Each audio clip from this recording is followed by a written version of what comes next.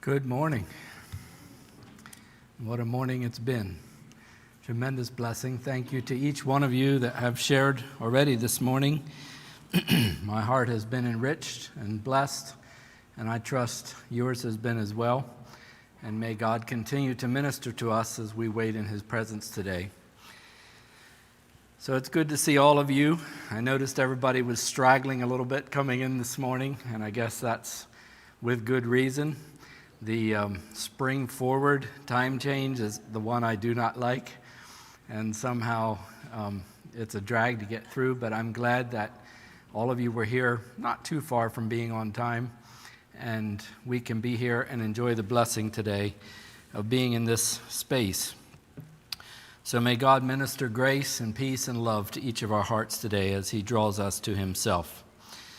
On Monday, my wife and I had taken the opportunity to go to the Philadelphia Flower Show, and I want to see if I can share some of it with you and challenge you with the things that I was challenged with this on Monday. So let me see if I can.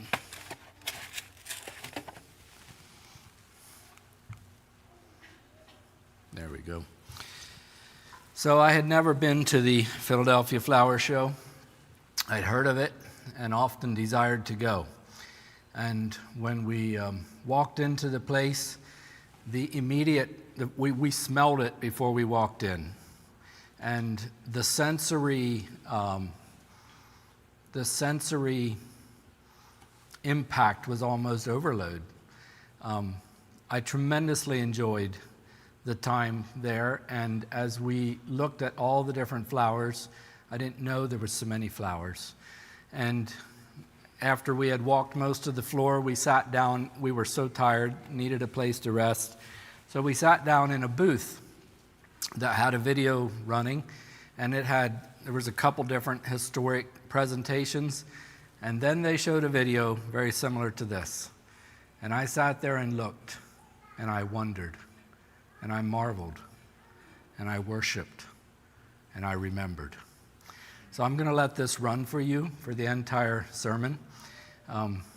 Children at least should remember this, I think, today. But about 25 years ago, Brother John Michael Note had preached a message at Little Kutztown, and the title of that message was "Take Time to Smell the Roses." I talked to him here Monday night at Lyrica Sacra, and I asked him if he remembered that, and we had come from Philly to here. But as I sat in this booth that day, that message came back to me, and the burden began to grow in my heart to share this with you. And I have his permission to use his title. He couldn't remember that he preached it.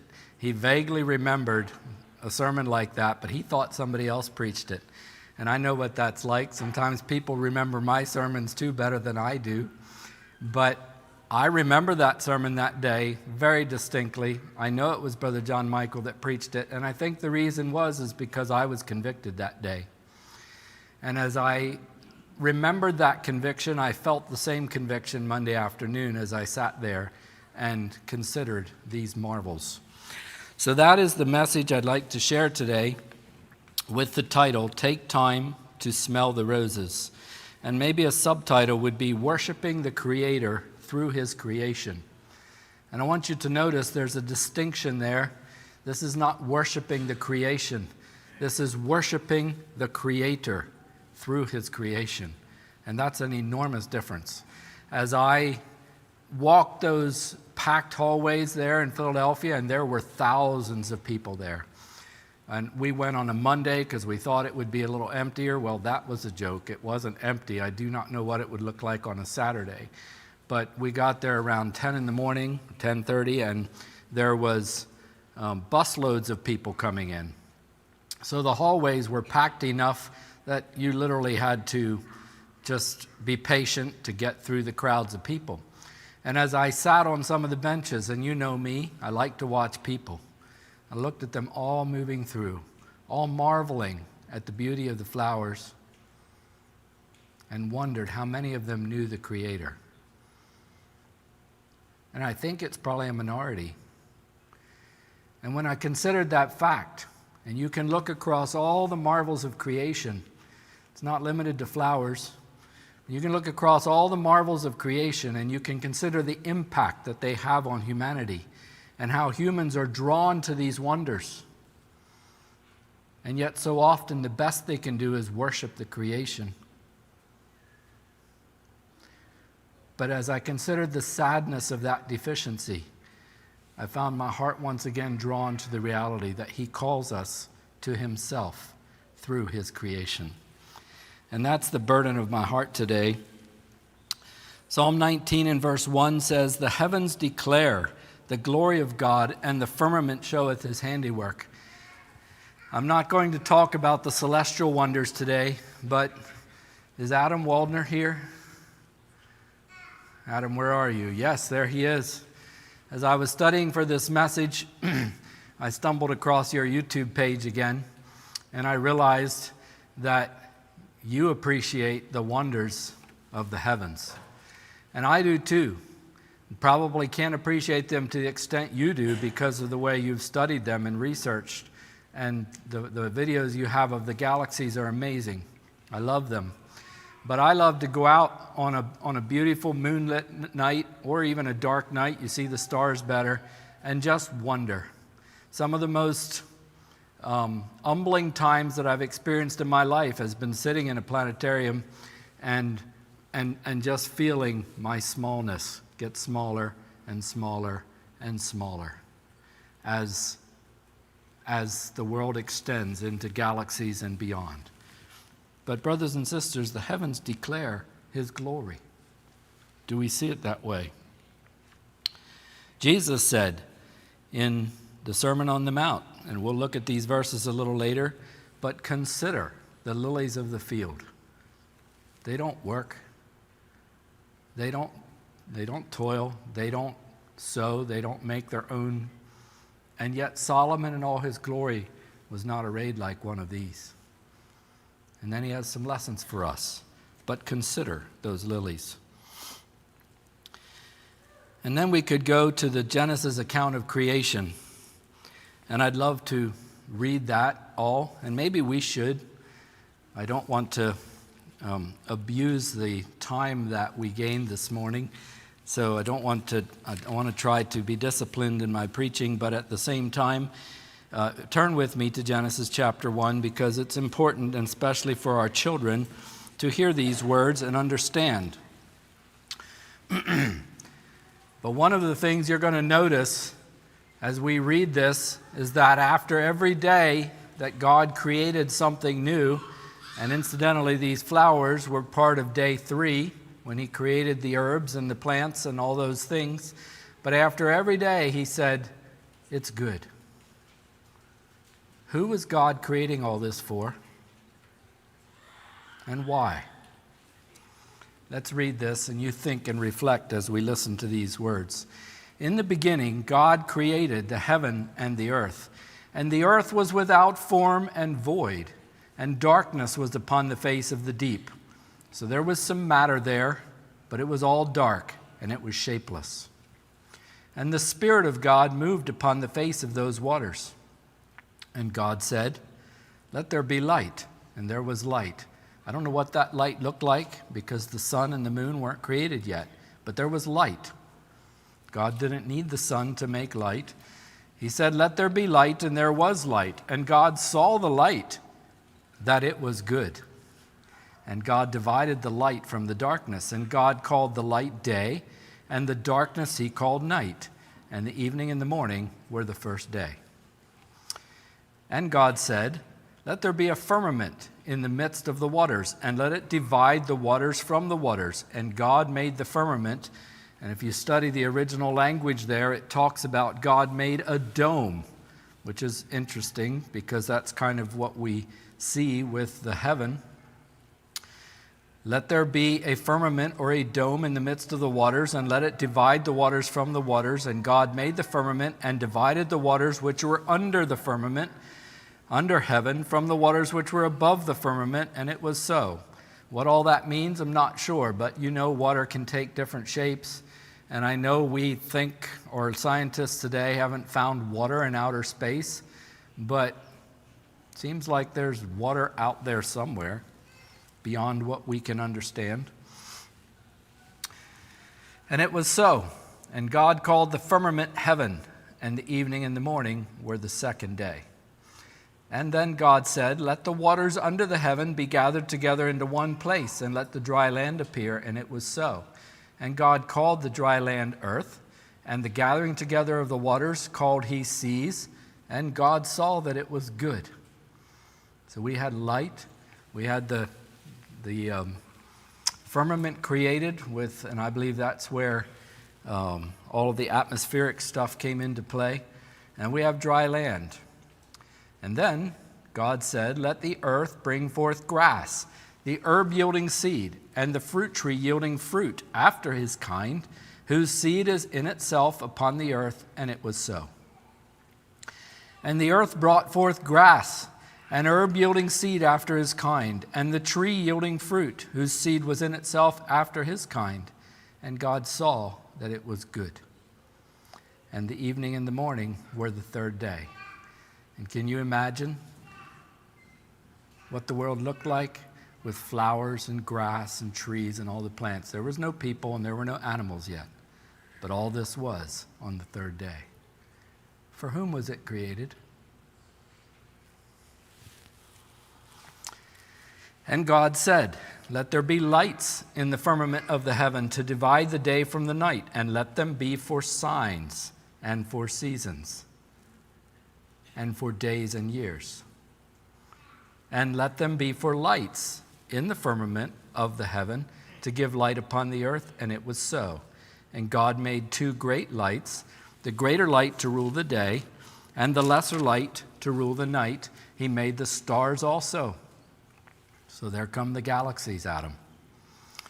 And God set them in the firmament of the heaven to give light upon the earth, and to rule over the day and over the night, to divide the light from the darkness. And God saw that it was good. Still no people. Still no animals. And the evening and the morning were the fourth day. And God said, let the waters bring forth abundantly the moving creature that hath life, and fowl, birds, that may fly above the earth in the open firmament of the heaven. And God created great whales, and every living creature that moveth, which the waters brought forth abundantly after their kind, and every winged fowl after his kind. And God saw that it was good. And then God added something here. He said, be fruitful and multiply, and fill the waters in the seas, and let the fowl multiply in the earth. And the evening and the morning were the fifth day. So now we had fish and we had birds. Still no other animals, still no people. But God saw that it was good. And then God said, let the earth bring forth the living creature after his kind, cattle, and the creeping thing, and the beast of the earth after his kind. And it was so. And God made the beast of the earth after his kind, and cattle after their kind, and every creeping thing, everything that creepeth upon the earth after his kind. And God saw that it was good. Now we have the animals. And finally, God said, let us make man in our image, and after our likeness, and let them have dominion over the fish of the sea, and over the fowl of the air, and over the cattle, and over all the earth, and over every creeping thing that creepeth upon the earth. So God created man in his own image. In the image of God created he him. Male and female created he them. And God blessed them. And God said unto them, be fruitful and multiply, and replenish the earth and subdue it, and have dominion over the fish of the sea, over the fowl of the air, over every living thing that moveth upon the earth. And God said, behold, I have given you every herb-bearing seed, of which these flowers are, which is upon the face of all the earth, and every tree in which is the fruit of a tree yielding seed. To you it shall be for meat, and to every beast of the earth, and to every fowl of the air, and to everything that creepeth upon the earth, wherein there is life, I have given every green herb for meat. And it was so. And God saw everything that he had made. And behold, it was very good. And the evening and the morning were the sixth day. And we could go into chapter 2, and on the seventh day God rested. But my point to you in reading that entire thing, as we consider worshiping the Creator through his creation, when God laid all of this out, when he made all of this, he was making it for himself, and he was making it as a reflection of himself, a reflection of his character, and all of it bears his marks. He was making it for himself, and finally he created man at the end, and then he said, it's very good. Human beings were the crowning work of his entire creation. Male and female. Is God a man or is he a woman? That's an interesting consideration because there are differences. But he says we're made both in his image. So wrap your brain around that. But he made human beings with all of the wonder that is in a human being on top of everything else that he had made. And all of it was for him. But he said to the humans, I give you all the rest of this. Take dominion. It's also for you. So I see it this way. As I look at all of this, God made this beauty for himself, but he left us in on it. He said, you too can enjoy it.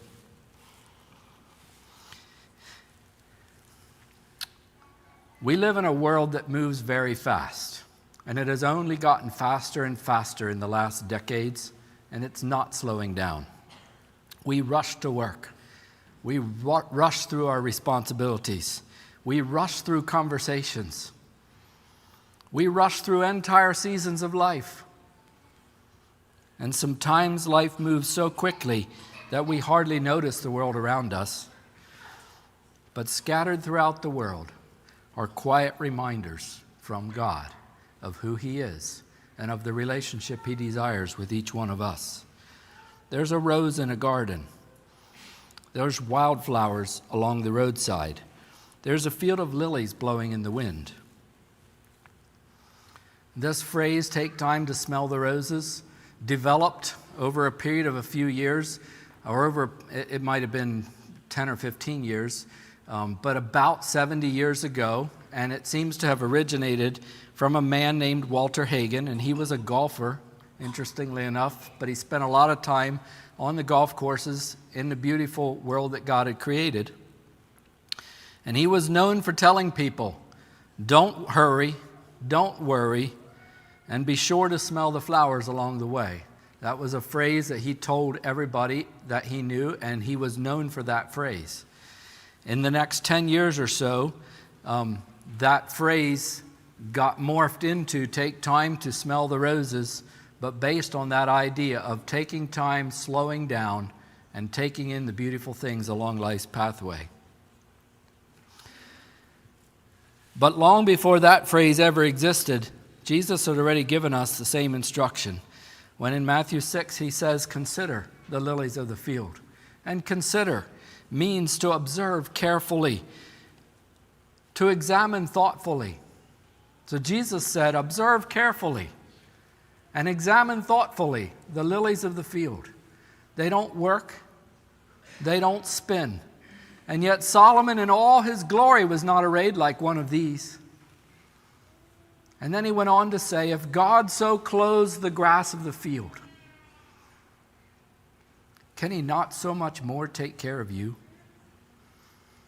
And so God has a message for us in every one of these beautiful flowers. Flowers can teach us about God.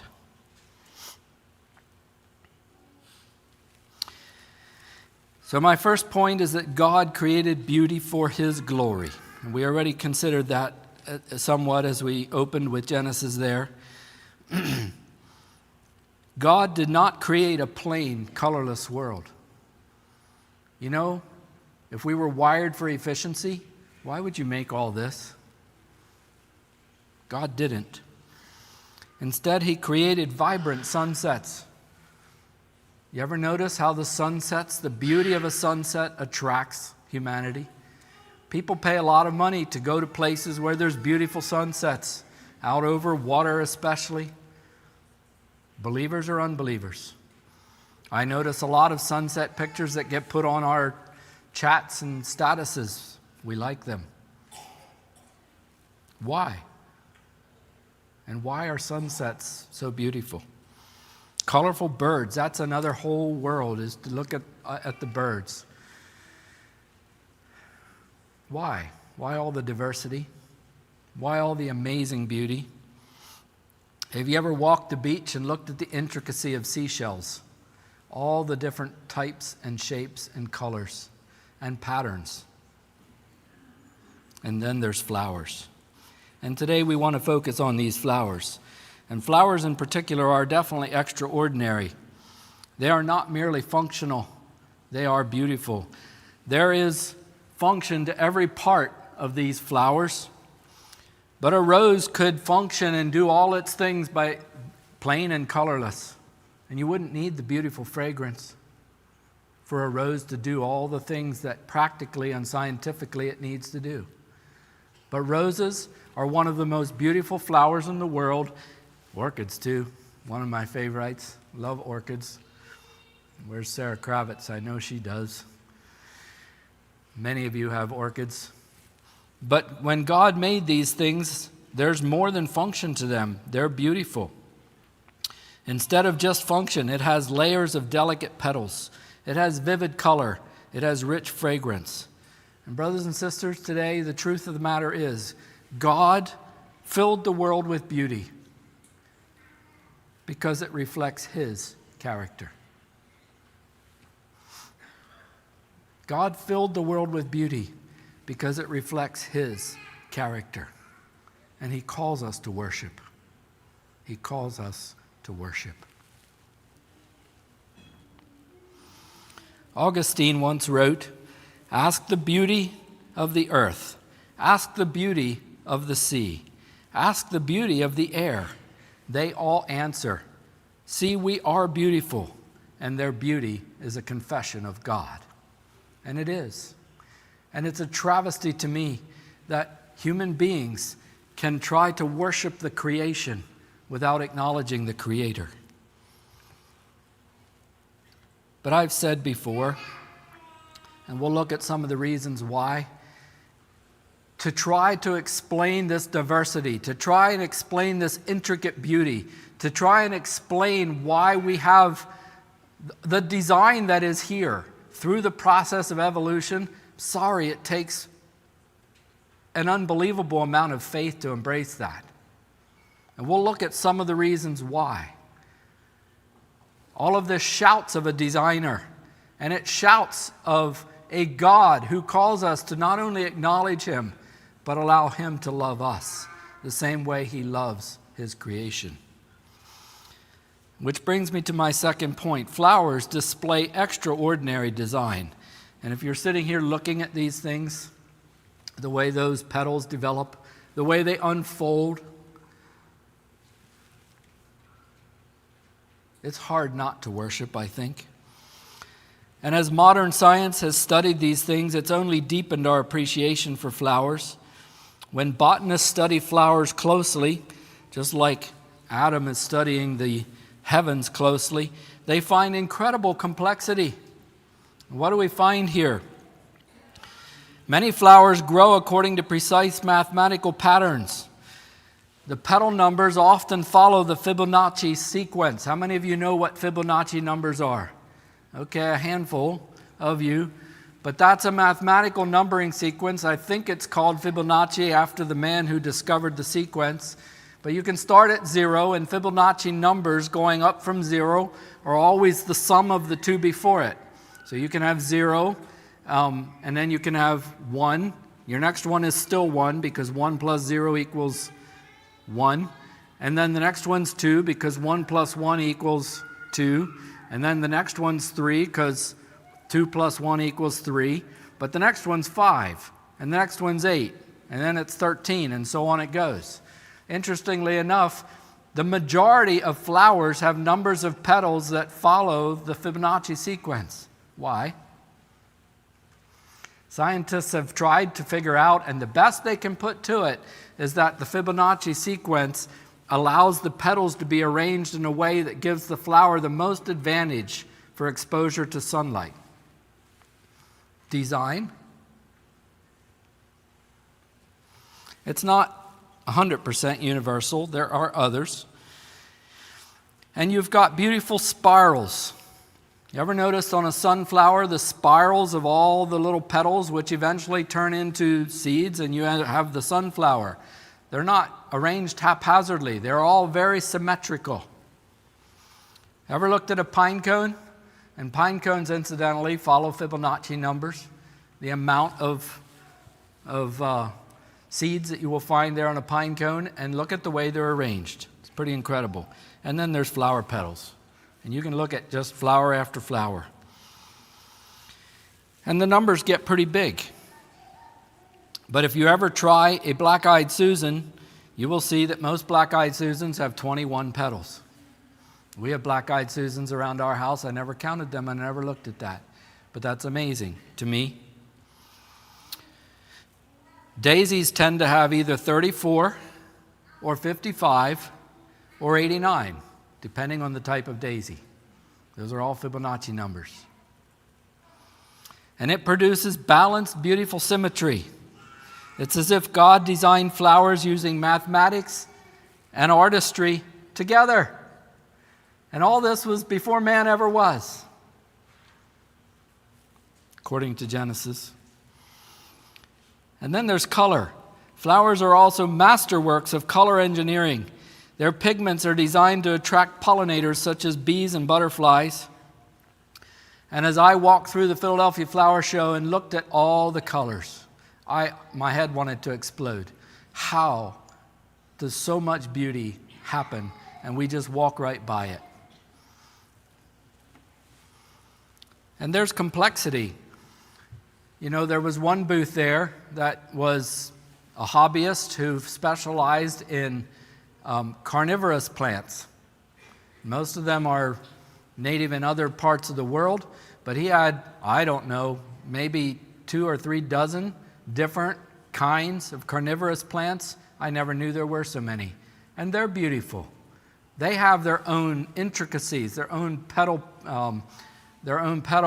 patterns, and they eat bugs or anything else with protein. That's what they survive on. They will die without that. And so I stood there for a while and marveled at those things and listened to him talk to some of the people there, and he feeds them crickets. Literally raises crickets to feed his plants. Why? I'm not sure how those plants made it until insects were made, because I think it was a day later, so they might have been hungry for a day or two till they got their insects. But, you know, God made all these things so intricately designed. Here's something I didn't know in relation to color. Some flowers even reflect ultraviolet patterns. Our eyes can't see them, but bees can. And so when a bee looks at a flower, some flowers will stand out to bees more than others because of the ultraviolet light that they give off. You can't see it unless you put ultraviolet light onto the flower, and then it will show it up. But some flowers reflect ultraviolet patterns that humans cannot see, and that would probably be reflecting the UV from the sun, which is the origin of it. Which is why when you shine UV light on it, it becomes more visible. So to a bee, many flowers can look like a runway with arrows pointing straight to where the nectar is. And what appears simple to us is actually an intricate communication system that's built into creation. And God did all that. And then there's fragrance. And it might seem that a flower has no need for fragrance. And indeed, for its own sake, it doesn't, except flowers need to be pollinated in order to bear fruit. Like God said, He made each flower to bear seed after its kind. And the process by which that happens is absolutely amazing, a wonder in itself. but the flower must be pollinated, and the fragrance of flowers attracts pollinators and guides them to the nectar. And so even the scent of a flower is part of an elegant, biologically designed system. Designer, and we get to enjoy it. You know, the fragrance of flowers, I would be very sorry if I lost my sense of smell, because the ability to appreciate and enjoy the fragrance of flowers is something that I would miss tremendously, and I'm sure you can appreciate that fact as well. And some flowers are so fragrant, others not as much, but the fragrance that is in flowers, God created that, and I believe for himself. And so the deeper science goes, the more astonishing creation becomes. Instead of removing wonder, scientific discovery actually magnifies it. Science can't give us answers for the whys here. All they can do is give us this lame proposition that, well, it evolved, but we don't know why. No, I'm sorry. It didn't just evolve. There is a designer God who created this. And as you look on this, he wants you to recognize himself and allow him to embrace your heart with the same love that he put into the creation of this beauty. You too were created by him.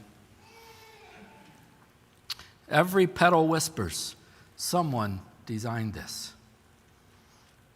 Jonathan Edwards, he loved studying nature, and he believed that nature, the beauty of nature, was a reflection of God's beauty, which is what I'm sharing with you here today. He wrote that the colors of flowers are images of divine beauty. To Edwards, every flower was like a small mirror reflecting God's glory. And indeed, I think, as you look, you can appreciate that. It is. Which brings me to my third point. Appreciating creation is an act of worship. When we admire a painting, we admire the artist. We appreciate someone who has the talent and the skills to draw a beautiful picture. Thomas Kincaid is a good example of that, the painter of light. But when we admire creation, we admire the Creator. Charles Spurgeon said, "Every flower of the field is a thought of God." And I want you to think about that. Every flower represents a creative idea from the mind of God. And as you see the wonder of all these different types of flowers, all the different colors, and you know, botanists have learned how to manipulate the reproductive cycle of flowers to produce certain traits. But what they can never do is make an orchid out of a rose. Just like you can't, so the biological development stays within its channel of what God created originally. You can't make an orchid out of a rose. But you can breed orchids to get different colors of orchids. You can breed roses to get different colors of roses and different petal designs and all of those things. It's possible to develop all of that. But when you think about every flower line being created from the mind of God and being an expression of what He considered to be beautiful, and we wonder. But it's all about Him, and it points us to Him, and it calls us to Him. And so when we pause to admire a flower, we are appreciating a thought from the Creator God Himself. And that transforms a simple moment of enjoying the beauty of a flower into an act of worship, if you allow your heart to absorb it that way.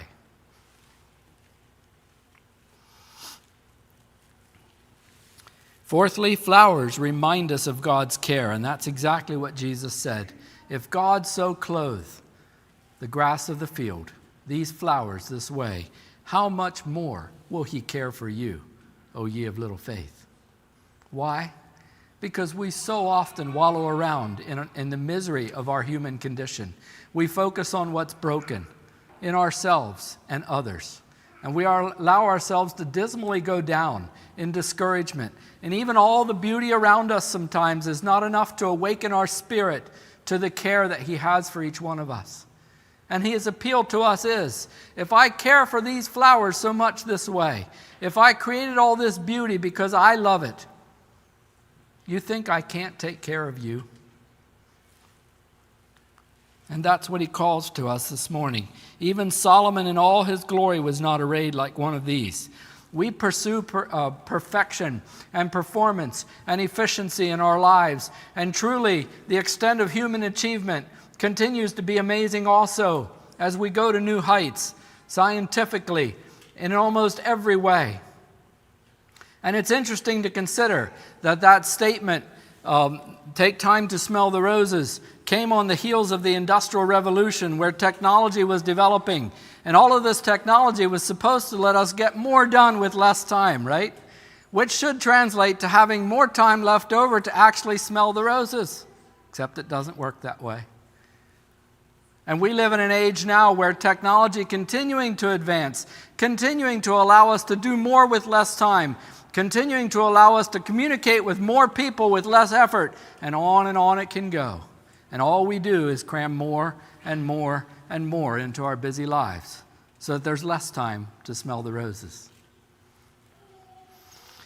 And God wants us to take a step back. If Solomon, who had more resources than any one of us will ever hope to have, he had the ability to, as Scripture tells us, have anything that his heart desired. Anything. And yet his own testimony was, vanity of vanities, all is vanity. Brothers and sisters, let's not pursue happiness in any kind of perfection that we can envision. Not in any getting of things. Not in overcoming something that if only I could do this, then I would be happy. Or if only I could not have this problem in my life, then I could be happy. No, my dear friends. Happiness comes from stilling my heart in my Creator God and knowing He loves me and knowing that's enough. That's enough. And then letting my heart reflect His gaze every day. That's all the flowers do. God Himself designed it. And He designed you and me. And if God so clothed the grass of the field, shall He not much more clothe you? Every flower becomes a reminder that God sees, and God provides, and God cares. And if you can think about those things every time you see a flower, and incidentally, you're going to have some opportunities to do that this week. I think we're supposed to be up to 70 degrees on Tuesday. I promise you the crocuses are going to be blooming. Some already are, some places. So I'd like you to look for them this week. Take time to appreciate the crocuses if the roses aren't blooming yet. And consider that those crocuses are a reminder that God sees and He provides and He cares. And you know, all the doomsday that we find in the world around us about climate change and the world's coming to an end, and that's a terribly fascinating study all itself. If you go back and look at the history of that whole narrative and look at the predictions that were made in the 1970s and 1980s, well, we shouldn't be here anymore. Somehow those failed predictions quietly get swept aside and we keep making new ones. Why? Because the human condition is always fearful, is always insecure, is always looking for something that if we fix this, then good can come. And it's nonsense. And I'm not saying there's no impact at all of human activity on the earth or that there's no elements of climate change, but I definitely do not believe that it's the disaster that so much of science would like you to believe it is. Nor do I think that science is even unified in that idea.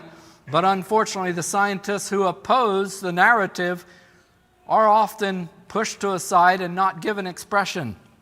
If you look closely enough, you can find them.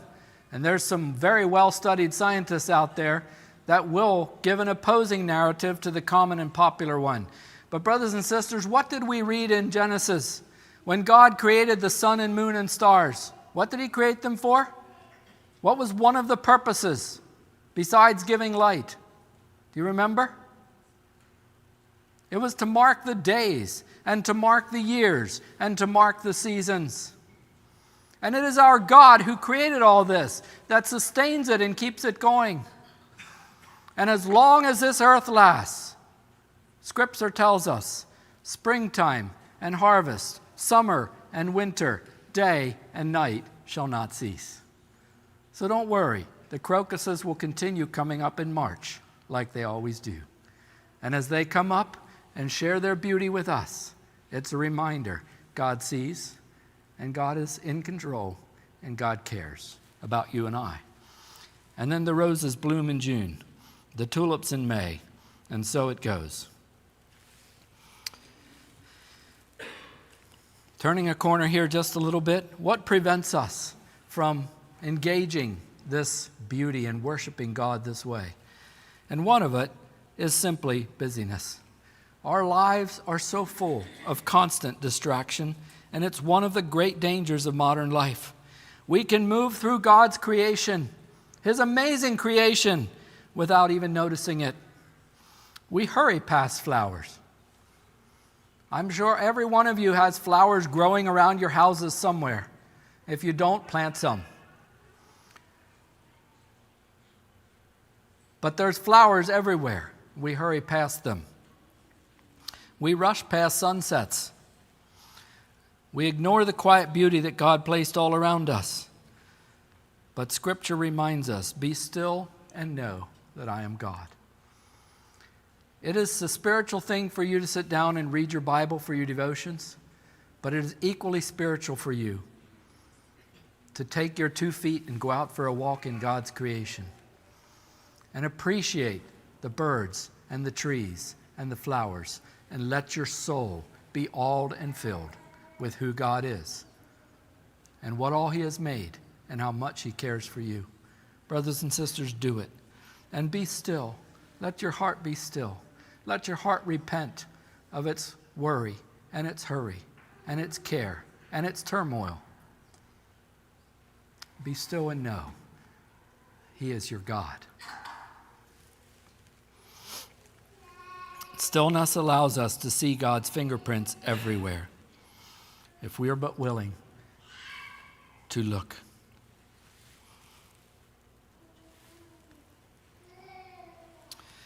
So God has filled the earth with reminders of His glory.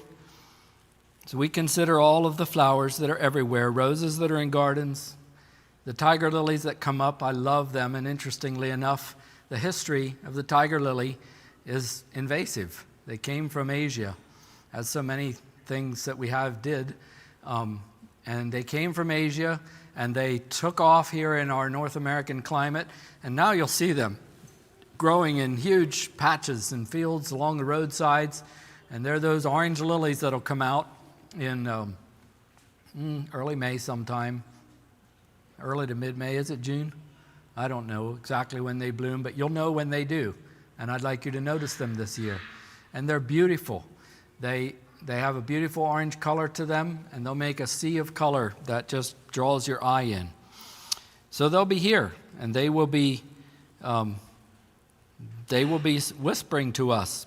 The wildflowers that grow along the roadside. And you know, one of the things organic farmers get to enjoy that so many of the conventional ones do not is the diversity of plant life. It's actually one of the things that organic farmers value. If you talk to one of them, one of the first things they'll look for in a field is whether it's monoculture or whether it has plant diversity. There's so much scientific benefit to that diversity. And, you know, we humans are just kind of crazy in the way we live because we classify certain things as weeds. We think there's no nutritional value there, and that's actually not true. A great many weeds have as much nutritional value as alfalfa does. But we have our ideas, so we kill these weeds and we dump chemicals on to kill them. And then there's things that happen in the microbial world down in the soil that come from the roots of some of these weeds, and nature is all designed to sustain itself and feed itself. So we take this element out because we think this is bad, and then we have to figure out what we have to do to replace what came out there, so we're dumping more chemicals in and more things to try and manipulate this, and we've gotten really good at it. You know, the yields we can produce with all of that manipulation are flat amazing. But an organic farmer will tell you, and it takes a while to get back to where nature is in balance and all working together again, and you allow the diversity that God created in plant life to work together with the soil, and it can produce amazing things without our manipulation.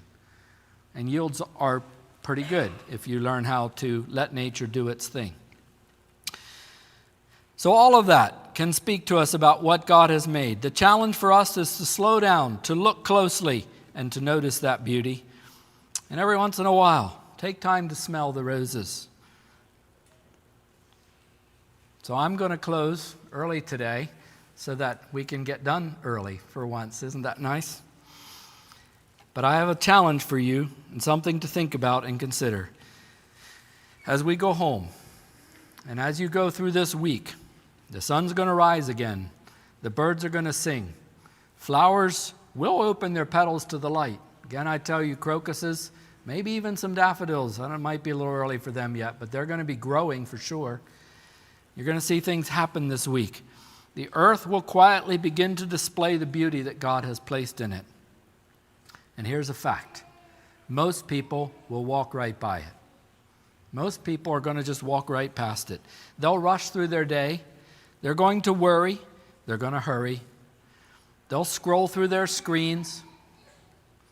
They will carry burdens that God never meant them to carry. And they'll miss those quiet reminders of God's goodness that are all around them. My question is, will you accept God's invitation today to do it differently? Jesus said, consider the lilies. Look at them. Pay attention. Notice what God has made. Because every flower, brothers and sisters, every flower is preaching to you a silent sermon. God is creative. God is generous. God is attentive. And God cares for you. Every flower is preaching you that sermon. If God takes time to design a wildflower that may bloom for only a few days, and if you've been paying attention, some of these showed the close-up portion of the flower. They give their fragrance for days. Orchids can stay for weeks. But if he paints petals with color and fills them with fragrance, how much more does he care for the souls that he has redeemed? Oh, can we grasp that? So I want to challenge you this week. Slow down. Take a walk. Step outside early in the morning or late in the evening. Notice the sky. Notice the trees. Notice the flowers that God has placed in the world. And when you see them, let your heart turn towards worship. Let them remind you that the same God who designed every petal is also guiding your life. The world is full of reminders of his glory, so don't rush past them. Slow down, look carefully, and every once in a while, take time to smell the roses. And I hope that in 25 years, you are still remembering the conviction of this message like I have. And I preached this morning as a reminder for myself. Because even though I was convicted 25 years ago, life still has its way of encroaching its busyness to where I miss the beauty of the roses. So I want to take time to smell the roses, and I invite you to do the same. Thank you for your attention, and God bless you.